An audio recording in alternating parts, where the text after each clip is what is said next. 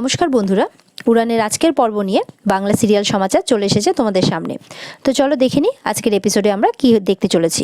মহারাজ প্রিয়াঙ্কাকে phone করেছে। Phone করে বলে যে আমার দাদার সাথে কোনো কথা হয়েছে, আমি ফোনটাকে স্পিকারে রাখছি, সঙ্গে আমার স্ত্রীও আছে।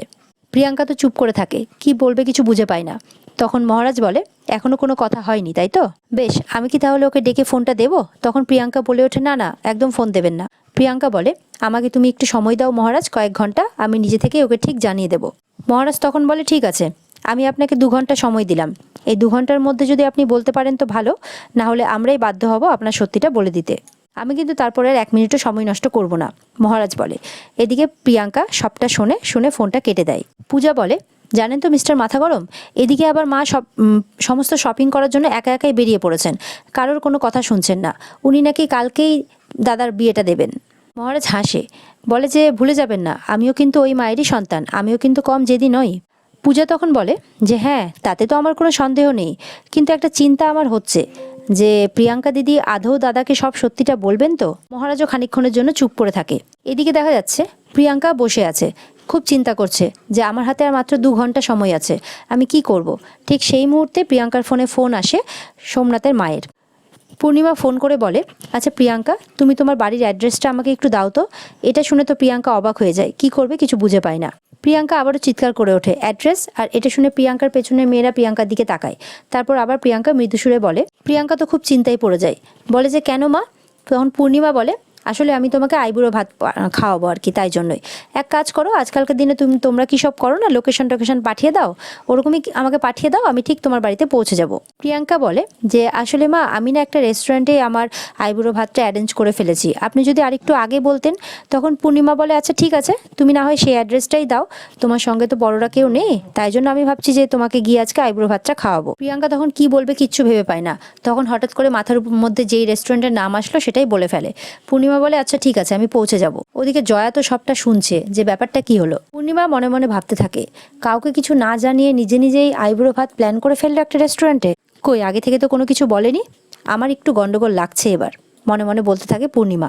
জয়া বলে তোর কি মাথাটা খারাপ হয়ে গেছে? তুই মেয়ের বাড়িতে যাচ্ছিস তাকে আইবুড়ো ভাত খাওয়াতে? পূর্ণিমা তখন বলে হ্যাঁ যাবো, তাতে কি হয়েছে? ঠাম্মি বলে আসলে সে ভাবছে যে প্রিয়াঙ্কা যদি একবার হাত ফসকে যায় তাহলে আর সোমনাথের বিয়েই হবে না। সোমনাথ বলে হ্যাঁ তাই তো, হবে বা কি করে আবার বিয়ে, তোমরা আছো না ব্যাঘ্রা দেওয়ার জন্য। তখন সোমনাথ বলে চলো মা, আমিও যাবো তোমার সঙ্গে। তখন পূর্ণিমা বলে না, হবু স্বামীকে যেতে নেই। ঠাম্মি তখন বলে হবু শাশুড়িকেও যেতে নেই। সোমনাথের বাবা বলে আচ্ছা প্রিয়াঙ্কার কি সারা বিশ্বে ভূভারতে কি কেউ নেই? সোমনাথ তখন বলে কেন থাকবে না, নিশ্চয়ই আছে। আছে, আসলে একদিনের নোটিশে বিয়ে বলেই কেউ আসতে পারবে না। আর হ্যাঁ, ওনার এক মাসি আছে, লন্ডনে থাকে, ওনাকে খুব ভালোবাসে, খুব সাপোর্টও করে। ওনার ফ্লাইটের টিকিটটা কেটে দাও না, চলে আসবে। ঠাম্মি অবাক হয়ে যায়, দাও কেটে দাও বলে বাবাকে চাপ দিতে থাকে। তখন পূর্ণিমা বলে এই সোমনাথ তুই চুপ কর তো, বাবাকে আর চাপ দিস না। পূর্ণিমা বলে আমার কাউকে লাগবে না, আমি একাই যেতে পারবো। জয়া তখন বলে শোন না, তুই তো সব কাজ একাই করছিস, শপিংয়ে গেলি সেটাও একা গেলি, এবার আমাকে নিয়ে চল না। পূর্ণিমা তখন বলে তুই যদি তোর মুখটা বন্ধ রাখতে পারিস তাহলে আমি অবশ্যই তোকে নিয়ে যাব। জয়া বলে আচ্ছা ঠিক আছে, আমি মুখে কুলু পাতলাম, আমি আর কিচ্ছু বলবো না, কারণ তুই যেভাবে রেগে আছিস আমার তোকে একা ছাড়তেই ভয় লাগছে। এদিকে প্রিয়াঙ্কাকে নিয়ে পূর্ণিমারও মনে সন্দেহের উদয় হয়ে গেছে। মনে মনে ভাবতে থাকে যে প্রিয়াঙ্কাকে নিয়ে কিছু খটকা তো আমার মনেও লাগছে, কিন্তু কারোর সামনে প্রকাশ করছে না পূর্ণিমা। এদিকে দেখা যাচ্ছে একটা রেস্টুরেন্টে পৌঁছে গেছে প্রিয়াঙ্কা, সেখানে তার বান্ধবীদেরকেই ফিট করে রেখেছে তার আপ্যায়নের জন্য, কিছু টাকা পয়সা দিয়ে, যাতে সোমনাথের বাড়ির লোকেরা কেউ বুঝতে না পারে। জয়া বলে যে এই রেস্তোরাঁটা কি তোমার? আসলে এত আদর যত্ন করে বসাচ্ছে তো তাই ভাবলাম এর মালিক বোধহয় তুমি। প্রিয়াঙ্কা বলে না না। তখন প্রিয়াঙ্কার সেই বান্ধবী বলে আসলে প্রিয়াঙ্কা ম্যাডাম আমাদের এখানকার রেগুলার কাস্টমার আর সব থেকে বড় কাস্টমার, তাই আমরা ম্যাডামের জীবনের এত বড় দিন একটা আনন্দ দিতে আইবুড়ো ভাতের ব্যবস্থা করেছি। এটা শুনে তো দেখা যাচ্ছে পূর্ণিমা খুব খুশি হয়ে যায়। প্রিয়াঙ্কা বলে এই পুরো ব্যাপারটা ওরা অ্যারেঞ্জ করেছে, আসলে আমি তো এখানে রেগুলার আসি, তাই আমাকে ভালোবেসে এতটা করেছে আর কি, আসলে ওরা পুরো ফ্যামিলির মতন হয়ে গেছে আর কি। তখন তো প্রিয়াঙ্কার বান্ধবীরা প্রিয়াঙ্কাকে খুব আপ্যায়ন করতে থাকে যাতে সোমনাথের বাড়ির লোক কিছু বুঝতে না পারে। এদিকে দেখা যাচ্ছে প্রিয়াঙ্কার বান্ধবীরা একের পর এক খাবারের অ্যারেঞ্জ করেছে, সবাই খাবার নিয়ে আসছে। পূর্ণিমা বলে বাবা এত অ্যারেঞ্জমেন্ট। এদিকে প্রিয়াঙ্কা মনে মনে ভাবতে থাকে এত কিছু করতে গিয়ে তো আমার পকেটটা পুরো ফুটো হয়ে গেল, এমনিতে বিয়ের কেনাকাটা করার জন্য এত ধারধানা করতে হয়েছে, তার মধ্যে এতই এলাহি আয়োজন এনাদেরকে দেখানোর জন্য। এই সমস্ত কিছু ভাবতে থাকে প্রিয়াঙ্কা। পূর্ণিমা বলে, বাবা আমি তো ভাবতেই পারছি না, এত কিছু আয়োজন করেছে রেস্টুরেন্টের লোকেরা প্রিয়াঙ্কার জন্য, দেখছিস তো জয়া। জয়া তখন বলে, হ্যাঁ আজকালকার দিনে তো বাড়িতে কেউ ঝামেলা করে না, সব রেস্টুরেন্টেই এগুলো এগুলো করে আর কি, পার্টি টাটি। তখন পূর্ণিমা বলে, ও বাবা তাই নাকি, আমি তো ভাবতেই পারছি না। জয়া কথা বলতে বলতেই দেখে প্রিয়াঙ্কার মনটা খারাপ। তখন বলে, কি ভাবছো প্রিয়াঙ্কা? প্রিয়াঙ্কা বলে, কিছু না, আমি একটু হাতটা ধুয়ে আসছি। তখন যেই প্রিয়াঙ্কা হাত ধুতে যাচ্ছে দেখে সেখানে মহারাজ এসে উপস্থিত। মহারাজকে দেখে তো প্রিয়াঙ্কা ভয় পেয়ে যায়, মুখটা ঘুরিয়ে নেয়। মহারাজ প্রিয়াঙ্কাকে দেখে হাসতে থাকে। অন্যদিকে টেবিলের একটা কর্নারে মহারাজ বসে পড়ে, প্রিয়াঙ্কার ঠিক সামনাসামনি। এদিকে দেখা যাচ্ছে প্রিয়াঙ্কা চুপ করে বসে আছে। পূর্ণিমা বলে, কি হলো প্রিয়াঙ্কা, কি হয়েছে তোমার? জয়া বলছে, দেখে তো মনে হচ্ছে কোনো একটা কিছুতে ভয় পেয়েছে। পূর্ণিমা বলে, ও মা ভয় পেতে যাবে কেন? জয়া বলে, দেখ না কেমন কপালে ঘাম জমেছে। প্রিয়াঙ্কা সমানে ঘামটা মুছতে থাকে। পূর্ণিমা বলে, তোমার শরীর টরীর খারাপ হলো নাকি? প্রিয়াঙ্কা বলে, আসলে আমি একটু নার্ভাস হয়ে আছি। তখন জয়া বলে, তোমাকে তো আমি আগে কখনো নার্ভাস হতে দেখিনি। পূর্ণিমা তখন জয়ার দিকে তাকায়। প্রিয়াঙ্কা বলে, আমিও কখনো ভাবিনি জয়া মাসি, বিয়েটা যেন কেমন একটা অন্যরকমের এক্সপিরিয়েন্স। বলে আর সমানে ঘাবড়াতে থাকে, বলতে থাকে, কাল আমার বিয়ে হয়ে যাবে, আমার হাতে মাত্র 2 ঘন্টা সময় আছে। এটা শুনে তো পূর্ণিমার জয়া একটু অবাক, ভাবতে থাকে মহারাজের বলা সেই কথাগুলো, যে 2 ঘন্টার মধ্যে যদি সে সবকিছু না বলে তাহলে মহারাজরাই বলে দেবে। প্রিয়াঙ্কা বলে, না আমি বললাম যে 24 ঘন্টা, আর তো মাত্র 24 ঘন্টা সময় আছে তাই। পূর্ণিমারা শুনে একটু স্বস্তি পায়, হাসতে থাকে, বলে, আরে সব মেয়েরই বিয়ের আগে এরকম একটু একটু হয়, ও কিছু হবে না। এদিকে পূর্ণিমারা বলে, আমরাও আমাদের বাড়ির খাবারগুলো বের করি। জয়া বলে, দেখ না ওর সামনে তো কত খাবার ওরা অ্যারেঞ্জ করে দিয়ে গেছে। পূর্ণিমা বলে, তাতে কি হয়েছে, আমি তোর হবু শাশুড়ি হয়ে আমি নিজের হাতে খাবারগুলো বানিয়ে নিয়ে আসলাম, ওগুলো খাওয়াবো না? এদিকে তো প্রিয়াঙ্কা খুব চিন্তায় পড়ে যায়, কাঁদতে থাকে ভয়ে। পূর্ণিমা বলে, একটু প্রদীপ প্রদীপ আনতে হতো রে, একদম ভুলে গেছি। তখন প্রিয়াঙ্কার বান্ধবীরা এসে বলে, সব ব্যবস্থা করা আছে। ওরা প্রদীপ ধান দুব্য সবকিছু হাতে করে নিয়ে আসে। ওরা বলে, আর কিছু লাগলে অবশ্যই বলবেন। পূর্ণিমারা বলে, ওমা না না, থ্যাংক ইউ ভেরি মাচ, এ তো অনেক নিয়ে এসেছেন আপনারা। এদিকে পূর্ণিমা প্রিয়াঙ্কাকে আশীর্বাদ করে, আশীর্বাদ করার পর আইবুড়ো ভাত এক এক করে খাইয়ে দেয়। দূর থেকে মহারাজ বসে সবটা দেখছে। প্রিয়াঙ্কা কাঁদতে কাঁদতে বলে, এতটা ভালোবেসে আদর করে কেউ আমাকে কখনো খাইয়ে দেয়নি মা, আমি সত্যি আপনার সাথে সংসারটা করতে চাই।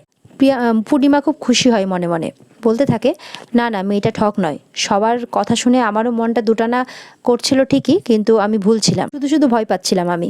এই কথাগুলো ভাবতে থাকে পূর্ণিমা মনে মনে। মানুষ চিনতে অত ভুল আমার হবে না, পূর্ণিমা ভাবে মনে। এদিকে জয়া মনে মনে ভাবতে থাকে, এই প্রিয়াঙ্কা মেয়েটাকে আমি সত্যি বুঝতে পারছি না, এ কি সত্যি ঠক নাকি পরিস্থিতির শিকার, কোনটা? এদিকে পূজাকে ফোন করেছে মহারাজ। পূজা এদিকে সোমনাথকে ফলো করছে। এই খবরটা পূজা মহারাজকে দেয়। আইবুড়ো ভাতে সমস্ত কিছু হয়ে গেছে। পূর্ণিমা বলে, চল এবার বেরোয়। প্রিয়াঙ্কাকেও বলে চলো।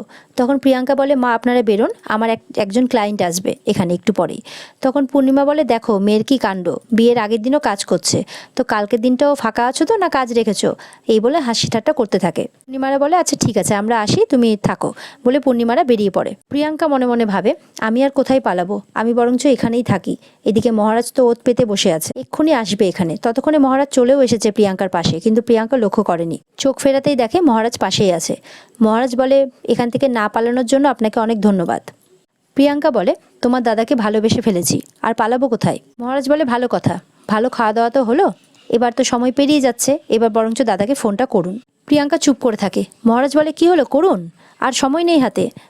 দাদাকে যদি আপনি ফোনটা করে সবকিছু বলে দেন তাহলেই হয়ে গেল, ব্যাস, আর তো কিছু করার নেই। প্রিয়াঙ্কা চুপ করে বসে থাকে। মহারাজ বলে, আমি তাহলে কাল থেকে আপনাকে বৌদিটা ডাকতে পারবো, অবশ্য দাদা যদি আপনাকে সমস্ত কথা জেনে শুনে আপনাকে বিয়ে করতে রাজি হয় তবেই। প্রিয়াঙ্কা তো খুব চিন্তায় পড়ে যায়। মহারাজ বলতেই থাকে, কি হলো, ফোনটা করুন, অনেকক্ষণ তো হলো, এবার ফোনটা করুন। প্রিয়াঙ্কা ফোনটা হাতে নেয়। মহারাজ বলে, ফোনটাকে স্পিকারে রাখবেন। প্রিয়াঙ্কা সোমনাথকে ফোনটা লাগিয়ে দেয়, ফোনে কথা বলতে থাকে।